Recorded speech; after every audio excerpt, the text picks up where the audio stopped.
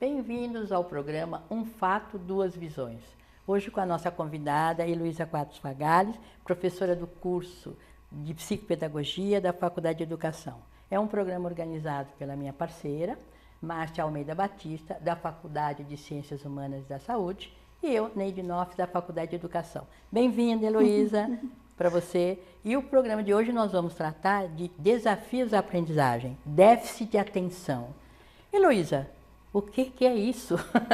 Déficit de atenção. Explica para nós. Bom, é bem complexo. A forma que as pessoas estão elaborando, pensando e generalizando sobre déficit de atenção. Em poucas horas, poucos segundos, é meio difícil lidar com essa complexidade. Acho que tem fatores, o déficit de atenção é uma dificuldade das pessoas manterem o foco de atenção ou a concentração, ou às vezes de ter a atenção sustentada, que a neuropsicologia está tão explorando hoje através da neurociência, né? A atenção sustentada de manter a atividade até chegar aos objetivos. Mas isso é uma dúvida minha, né? Assim, quem tem déficit de atenção tem déficit de atenção para tudo. Ou o déficit de atenção pode ser diagnosticado em relação a uma coisa específica? Muito boa a sua pergunta, realmente. Me instiga. É exatamente essa sua pergunta, é uma orientação das minhas pesquisas que eu tenho desenvolvido agora, mostrando a plasticidade do cérebro e as diferenças nas singularidades de cada um e do próprio cérebro de cada um. Então, existe realmente o déficit de atenção associado a uma área realmente cerebral que implica numa dificuldade de sustentação do foco, de sustentar um foco, uma intenção, um objetivo, né? Que tem a ver com alguma disfunção cerebral, mas tem a ver também com a aprendizagem. Tem a ver também com o quanto que aquela criança ou aquele adulto, aquele adolescente, já vem desde criança, não teve possibilidade de desenvolver este foco de atenção, porque o cérebro é plástico. E depende de cada tipo de pessoas. Eu valorizo muito as dinâmicas de personalidade, os estilos de cada um. Então, existem muitas diferenciações do déficit de atenção. O que há de comum? Dificuldade de sustentação do foco de atenção, de concentrar, de manter o foco de atenção até a elaboração de uma tarefa, o cumprimento de um objetivo que se estabeleceu. E a atenção se ensina, Heloísa? Como? Se ensina a ter atenção? Sim. Como que se faz isso? Sim. Como o cérebro, eu estou colocando da perspectiva da neurociência, que eu me especializei, me aprofundei muito, Certo. mas considerando muito a dinâmica de cada um, a personalidade de cada um, eu valorizo demais os recursos da arte, do psicodrama e tal. O que acontece é que o cérebro é plástico e quanto mais você estimular as áreas, não só de atenção, mas de memória, de inteligência, ou mesmo da emoção, que existe também na área cerebral das emoções, quanto mais você poder estimular essas áreas cerebrais, elas respondem, elas estabelecem novas conexões intercelulares. Mas a atenção não é uma coisa assim da pessoa? Ela presta atenção? Como é que eu vou poder fazer ela prestar atenção? Sei.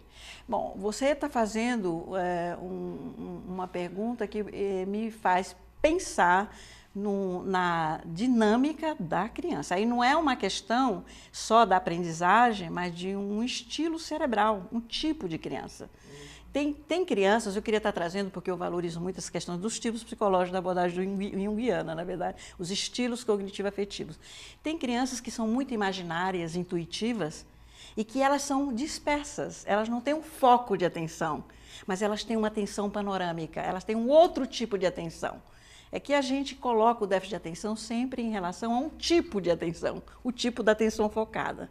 Existem outras crianças que são extremamente, ou pessoas, são extremamente perceptivas, concretas, da execução. Elas têm essa área de atenção focada mais desenvolvida. Então é como se fosse uma aptidão delas de atenção. Tem outras que são mais ligadas à subjetividade. Então a atenção só é mobilizada em função da motivação. Se tocou meu coração e o emocional, eu presto atenção. Se estou motivada, eu presto atenção. Tem a atenção na linha da analítica, sintética, seletiva, que são pessoas mais mentais. Então, realmente, tem características próprias de pessoas com capacidades mentais diferentes, que têm atenções diferentes. Então, não podemos generalizar. A gente vê aqui na educação, então, um conflito, que é generalizar. A criança, quando a professora faz uma queixa, ela fala... ela não presta atenção, ela não fala um dela, ela não presta atenção. Exatamente. É uma criança dispersa. E acaba, pela sua fala, é possível porque eu não me foco em tudo. Eu seleciono um determinado ambiente ou um determinado assunto. E como lidar com isso? Porque as professoras estão generalizando. Falam, ninguém mais presta atenção em nada, todo mundo está disperso. Como você vê Olha, isso? Neide, tem um fator ambiental, cultural, social, que implica no excesso de informações, estimulações excessivas, que está gerando deslocamento de atenção excessiva e rápida. Isso, de alguma forma, implica na dispersão, sabe? Que dificulta, agora vamos prestar atenção sobre um foco. Também tem um outro fator, que é o estilo ou o tipo do professor. Entendeu? Porque tem alguns professores que, para ele prestar atenção, é ficar focado e concentrado. Entende? E para estas pessoas, elas vão achar que aquela criança que tem uma atenção mais panorâmica, que não é muito focada, esta não presta atenção. Elimina a outra capacidade de prestar atenção, que é fundamental, que tem a ver com a captação do global, prestar atenção a muitas coisas ao mesmo tempo e não focado. Então, depende também do tipo do professor e também depende de uma moda que se estabelece, generalizando algumas pesquisas sérias, científicas, e que antes era dislexia, agora é déficit de atenção. Por conta de 1000 outras circunstâncias de estimulação ambiental, de foco simplesmente nas coisas rápidas, precisas e objetivas, não fazendo mais associações e relações. Então, existe, o que eu poderia dizer, uma moda e, às vezes, reforçada erroneamente pelas pesquisas da neurociência e da neuropsicologia. Erroneamente.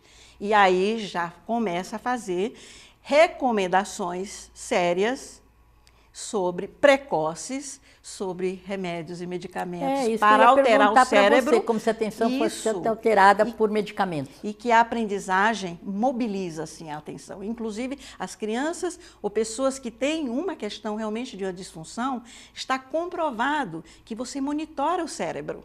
Tem até um aparelho de monitoramento do cérebro agora que está dando um sucesso para as crianças hiperativas e com déficit de atenção.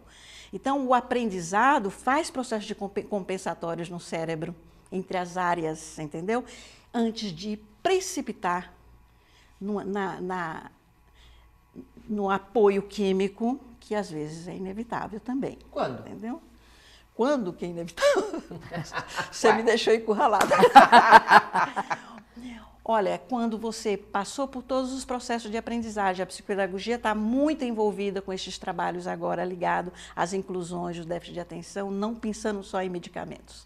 Quando você diagnostica que tem um sintoma de falta de atenção, olha bem a dinâmica da sala de aula, a dinâmica do que está estabelecendo, que está faltando exercícios, mobilizando a atenção sobre outros ângulos, o tipo da criança, a personalidade dela. Faz um exercício de aprendizagem para estar lidando e, mesmo assim, não há um efeito depois de um tempo. Aí precisa ser feito, ver como é que está hoje, já vê, né, nas imagens cerebrais, como é que está a disfunção e, em alguns casos de muito sofrimento, de hiperatividade, muito sofrimento, porque a pessoa não inibe estímulos. É um caso de não inibição dos estímulos, sofre muito. Né? Então, nestes casos, seria interessante as dosagens muito sob controle médico e não generalizado do jeito que está sendo feito com crianças muito pequenas. Eu tenho um cliente lá que me conta que, indicado pelo médico, quando ele precisa focar atenção, ele toma um remédio. Pois é. Então, assim, virou uma coisa meio estranha para mim. Placebo. Né? Virou a dependência da droga. né? Quer dizer, na verdade, hoje, a própria neurociência e muitos médicos muito conscientes estão valorizando muito a psicopedagogia e a aprendizagem, eles estão pedindo para que essa criança seja o adulto, tive clientes, pessoas adultas, profissionais, sejam trabalhados no foco da atenção, retomem e veja realmente a possibilidade, se está sob efeito de remédio, de ir diminuindo a dosagem do remédio. E aí é mais difícil, porque já entramos com a função placebo do remédio. Parece que o remédio precisa existir. Para outras circunstâncias também da vida da gente, de outras coisas que eles chamam de transtornos ou qualquer outras questões psicossomáticas, né? Então precisa ter muito cuidado com essa dependência, porque existe uma má informação nas próprias escolas e entre os professores, porque a gente precisa trabalhar. Eu estou pesquisando e tentando divulgar alguma coisa para o professor em relação a isso. A gente está falando de remédio, de atenção, mas você também trabalha com a questão da arte-terapia, da arte. Você vê a arte, não para substituir, não nada de substituir, mas como uma outra alternativa para lidar com a atenção. Como você vê isso? Eu valorizo muito os recursos da arte, né? Então, os recursos do não verbal, né? Muitas vezes a pessoa mobiliza a atenção para o não verbal, para uma atividade de plástica, para um trabalho em argila, para alguma construção do gesto, do corpo e da expressão, e não consegue mobilizar a atenção para a escrita e a leitura. Entendeu? No nível do verbal. Às vezes no oral consegue, na escrita não. Então precisa ver essas diversidades, e o que eu percebo nas pesquisas e experiências que eu tenho muito fortes no trabalho clínico, que os recursos da arte são extremamente mobilizadores para mobilizar os processos compensatórios cerebrais. E aí foca a atenção, os trabalhos com argila ajudam muito isso. Foca a atenção que está desfocada, entende? Articula outras compensações das áreas cerebrais relacionadas à atenção, à memória e às questões emocionais, que por trás da atenção tem questão emocional. Me parece eminentemente inovador, porque a gente via muito, quando tinha uma dificuldade de atenção, mandava para aula particular. A aula particular era uma alternativa, porque não presta atenção. Então, se ele tivesse individualmente com um adulto, que era um ensinante de qualidade, ele mudaria a atenção dele. E você está tentando nos falar que talvez não seja necessariamente ou prioritariamente a aula, vai para algum outro movimento de corporeidade, plasticidade, né? É isso? E na verdade, Neide, é isso, sim. Trabalhando com as outras linguagens expressivas. E a arte tem uma força, do ponto de vista da estética e do trabalho, da expressão emocional das pessoas enquanto está fazendo, que ajuda muito. Mas tem um ponto aí que você coloca como fundamental. Antigamente, a aula particular era ligada aos conteúdos, aos conceitos. E, na verdade, hoje, a psicopedagogia, grande inovadora em relação a isso, né, é a aprendizagem das habilidades. São muitas habilidades mentais, e a neurociência está aí para contribuir em relação a isso também. Muitas habilidades, inclusive as habilidades sociais. Hoje a gente sabe que tem uma aprendizagem social, que a gente faz muito, que mobiliza o nível de consciência das pessoas e altera o cérebro. Altera o cérebro, não é magia, não é? Magia. Altera o cérebro. Tal, e os aparelhos mostrando isso. Eu estava aqui pensando, né, eu conheço várias crianças que tiveram problemas de aprendizado, de atenção, e que hoje adultos retroativamente se percebem ou se definem como pessoas que têm TDAH e que entendem que a inteligência deles é um engodo que eles aprenderam a fazer. Você falou em TDAH, agora eu vou falar. TDAH, TDAH. é o déficit de atenção. Já estou usando uma sigla chamado transtorno de atenção e hiperatividade, que são diferenciações que se combinam. Né? Então, assim, eles vão criando um pouco essa... Porque você falou uma coisa que eu achei importante, né?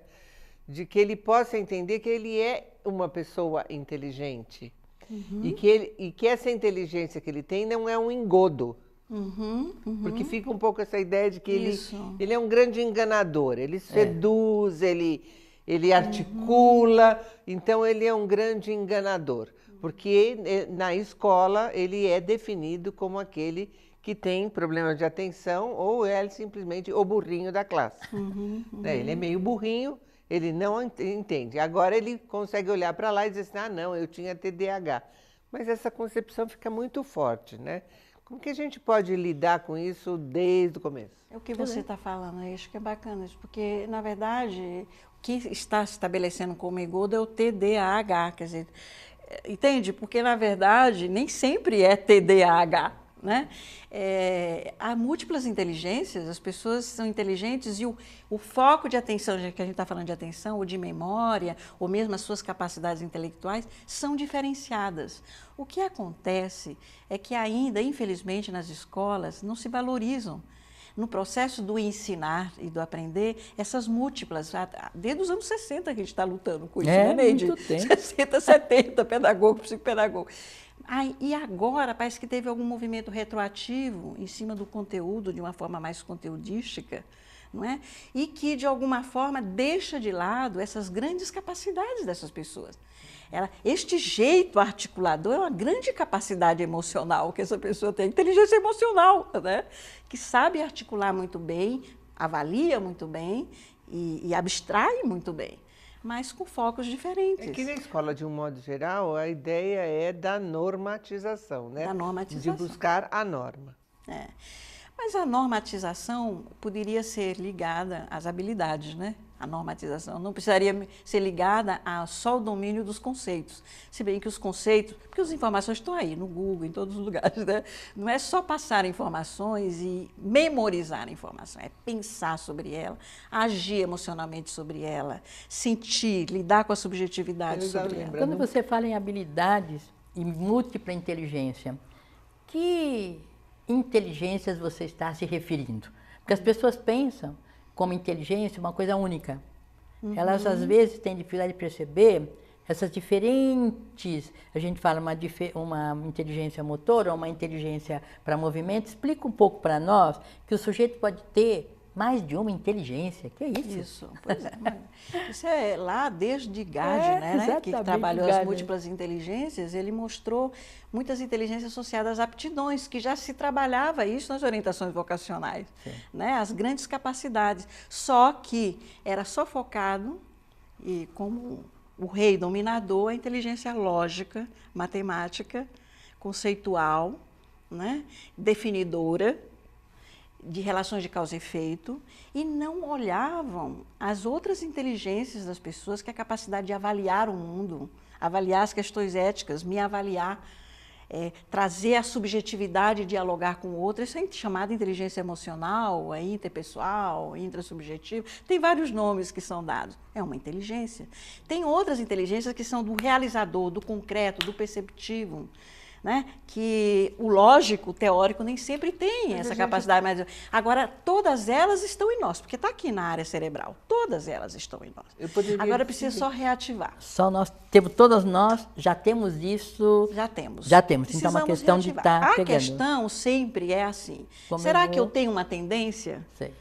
No trabalho que eu tenho feito com a educação infantil e das crianças, a gente identifica algumas tendências. Sim. E parece que existe algumas áreas que prevalece mais uma função maior ou não, mas depende muito da aprendizagem. Tá? Então, eu poderia dizer que, eventualmente, aquele menino que é tido como o mais inteligente da classe, ele pode ser o mais burrinho. Porque ele é aquele que repete exatamente o que deve ser repetido sem outras articulações. Bom, eu vou estar te respondendo o seguinte, não existe o burrinho. Legal. E não existe o inteligente. Ele tem uma capacidade. A capacidade dele é de focar, é de realizar. Tem gente que a gente precisa disso também, de pessoas com essa capacidade de olhar o foco, de ver, né? Talvez exageradamente, mas talvez exageradamente porque ele é reforçado. Porque já foi reforçado. Ele é extremamente reforçado por tudo, né? Ficou enrijecido, né? Então ele é inteligente sob um ângulo que a cultura valoriza. Aí que está a questão do valor cultural. Mas está deixando de lado aquele inteligente que a cultura não valoriza o suficientemente, ou nas escolas, a cultura da escola também, ela é um reflexo da nossa cultura. Que é o que acontece E que aí este se torna como se fosse o inteligente. Não é, ele tem a dificuldade das outras áreas. Que é o que acontece com a criança das escolas de baixa renda, as crianças que vivem em lugares onde o acesso a essa inteligência não é tão grande, mas que tem ali um aprendizado do cotidiano, das relações, do se virar, que é uma inteligência que não é medida nem valorizada. Pois é, eu queria te falar, a experiência que eu tenho nas culturas mais da escola mesmo, pública, e as experiências que eu tenho feito em pesquisas, você vai ver essas múltiplas inteligências, todas elas. Agora, existe um exercício muito grande, eu trabalhei durante muito tempo com crianças bem da periferia e que era muito interessante que elas falavam para os professores, na verdade, com um olhar psicopedagógico, mas era muito interessante elas trazerem a experiência delas na linha do concreto, de sobrevivência. Então, elas ativam muito essa inteligência concreta, objetiva, perceptiva, mas tinham crianças extremamente imaginárias, intuitivas, que não foi dado chance e que a escola começou a desenvolver e fez com que ela mostrasse o seu poder do intuitivo, do imaginário, e foi para as artes, sabe? E foi para trabalhos de negócio, de negociações, porque a negociação exige muita intuição também. Claro. Então, eu não consigo ver localizando só na escola pública, na particular, eu vejo mais como a possibilidade que aquela cultura está oferecendo no dia a dia, na vivência, na luta pela sobrevivência. No caso deles, o foco precisa ter, senão morro.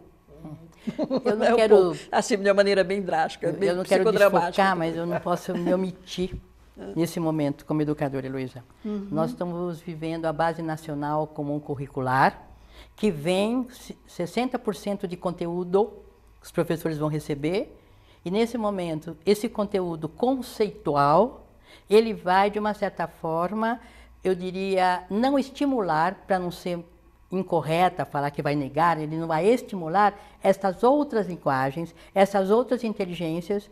Então, fico preocupada, não sei se você vê, quer dizer, a projeção com o conceito, de novo, o conteúdo mais importante do que o sujeito. Quais são as perspectivas que você vê, né? É lastimável. A gente cruza os dedos para que as coisas sejam ressignificadas, reestruturadas, questionadas e consultar um pouco as bases para poder resolver isso. Exato. É lastimável, isso é um retrocesso. As opções das artes ficaram mais diminuídas, como obrigatória ficaram... A música, gente, tem um poder sobre o cérebro. Os trabalhos que eu tenho feito com déficit de atenção e hiperatividade agila no plástico. E a música é uma coisa extremamente mobilizadora. A atividade musical é fundamental, né? Não pode ficar só como optativa, deveria ser obrigatória. Não sei como é que está agora, eu fiquei acompanhando até certo ponto, não sei como ele é obrigatória, mas é uma obrigatória que não ocorre. Uma coisa assim, a contradição da escola, ela é obrigatória, aí toda a questão que ela das não políticas ocorre. educacionais e como a gente participa disso, né? Não, eu quero reforçar o que você falou, que ou seja, na sua experiência, né? O que a criança quer discutir na escola é a própria vida dela. E transformar esse conhecimento do cotidiano em um conhecimento ou científico, ou um conhecimento significativo para que ele se transforme, esse é o papel da transposição didática que a gente fala e o papel do professor. Agora, se ele vai receber pronto, sem pensar, né, Márcia? É como nós vamos fazer? Eu acho que é muito importante, no psicodrama a gente valoriza muito, e muitas outras abordagens, Pichon Rivière e tal, a narrativa. Que o outro seja protagonista, que a criança seja protagonista, fala da sua experiência, coloque esse exercício de linguagem, coloque, fale no nível oral, depois transforme para a escrita. Onde fica, qual é o tempo para abrir esse espaço para a narrativa, se quando fica com o desespero da informação em si, do conceito para passar no vestibular, esse tipo de coisa. Sem a gente falar na avaliação padronizada no Brasil inteiro. E da avaliação padronizada. Essa avaliação padronizada, e aí o ranking, né? Que vem vindo os rankings aí, qual é a melhor, qual é o pior, e os alunos que não têm clareza, que eles são inteligentes, se submetem, assumindo e evadindo a escola. Mas, Heloísa, assim, se a gente tivesse que sintetizar para os nossos, né, telespectadores o que a gente deve cuidar quando falamos em déficit de atenção, para a gente ir fechando o nosso programa. São tantas coisas. Mas essa é uma pegadinha. Foco, é uma pegadinha. Foco. É uma pegadinha. Atenção aqui, focada. Focada, atenção aqui, focada. Atenção focada. Olhe para as diferenças. Não entre nas padronizações. Não negue o médico a medicação quando for necessária, mas valorize a capacidade desta pessoa aprender, vendo os diferentes tipos de atenção, diferentes tipos de memória, não é só atenção, diferentes tipos de áreas cerebrais e de capacidades. Eu estou falando aqui no lugar de um especialista em neurociência, então, e psicopedagogia e arte-terapeuta. Valorize, mobilize o valor para a arte e das narrativas. Escutem essas pessoas. Vejam o que elas sentem, vejam o que elas percebem e vejam onde está a capacidade. E não olhe só onde está apresentando uma dificuldade. Quer dizer, uma dificuldade é diferente do déficit. Déficit significa um rombo, uma disfunção que pode existir sim, não podemos negar. Também não podemos entrar e levantar bandeiras pró e contra. Sabe, a saúde está aí, a ciência está aí, a medicina está aí para estar mostrando, mas não para generalizar. Era isso que eu gostaria de estar dando um toque. Ótimo, maravilhoso. A gente teria muitas conversas para continuar, porque isso gera formação de professores e como a gente forma professor também que tem a sua própria narrativa, mas fica para uma outra oportunidade. Obrigada, Heloísa, foi de grande valia, né, a sua presença. E até o próximo encontro nosso, né, Márcia? Até mais. Obrigada. Eu agradeço. Até a próxima.